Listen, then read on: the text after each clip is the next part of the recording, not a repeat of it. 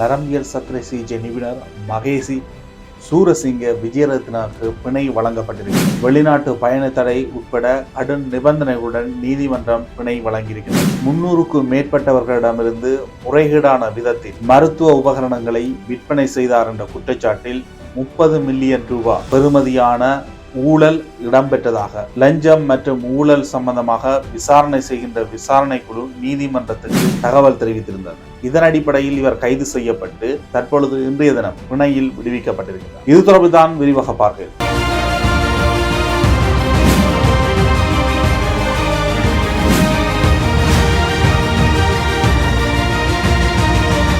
ஸ்ரீ ஜெயவர்தனபுர மருத்துவமனையில் இருக்கின்ற நரம்பியல் சத்திர சிகிச்சை நிபுணர் டாக்டர் மகேசி சூரசிங்க அவர்கள் கைது செய்யப்பட்டு லஞ்ச ஊழல் விசாரணை ஆணைக்குழுவினால் விசாரணை செய்யப்பட்டார்.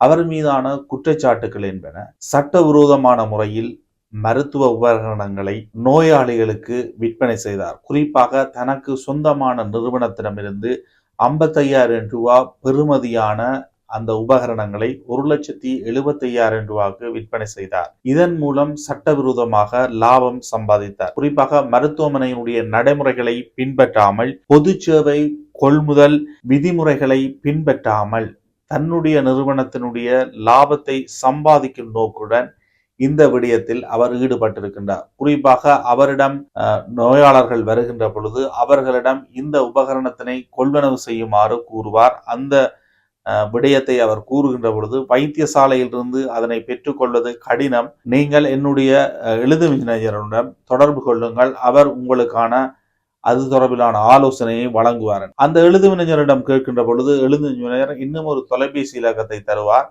அது இவருடைய நிறுவனத்தினுடைய தொலைபேசி இலக்கம். அந்த நிறுவனத்திற்கு 55,000 ரூபாய் செலுத்தப்பட்டு அந்த உபகரணம் வாங்கப்பட்டு வைத்தியசாலைக்கு 1,75,000 ரூபாய்க்கு கொண்டு வரப்படும். குறிப்பாக ஒரு நபரிடமிருந்தே 1,20,000 ரூபாய்க்கு மேற்பட்ட லாபத்தை சம்பாதித்திருக்கின்றார். அதே நேரம் மூளை சாவடைந்தவர்கள் உபகரணங்களின் மூலம் இயந்திரம் மூலம் உயிருடன் இருப்பது போன்று காண்பிக்கப்பட்டு அதற்கும் பணம் வசூலிக்கப்பட்டிருக்கின்றன.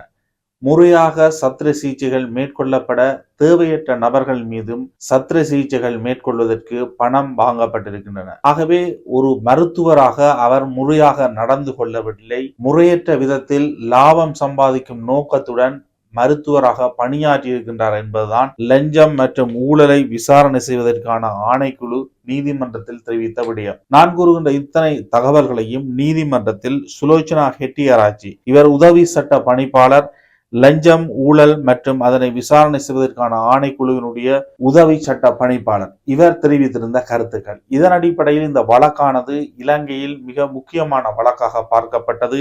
ஸ்ரீ ஜெயவர்தனபுர வைத்தியசாலையில் இருக்கின்ற ஒரு நரம்பியல் சத்திர சிகிச்சை நிபுணராக மகேசி சூரசிங்க விஜயரத்னா மட்டும்தான் காணப்பட்டார். ஆகவே இவருக்கு பிணை வழங்கப்பட வேண்டும் என்று அவர் சார்பில் ஆஜரான சாலிய பீரிஸ் ஜனாதிபதி சட்டத்தரணி நீதிமன்றத்திடம் தெரிவித்திருந்த போதிலும் இதற்கு முன்னர் அவருக்கு பிணை வழங்கப்படவில்லை. இன்றைய தினம் பிணை வழங்கப்பட்டிருக்கின்றன. எனினும் அவர் வெளிநாடு செல்வதற்கு தடை விதிக்கப்பட்டிருக்கின்றது. ஸ்ரீ ஜெயவர்தனபுர மருத்துவமனைக்கு செல்வதற்கும் அவருக்கு தடை விதிக்கப்பட்டிருக்கின்றது.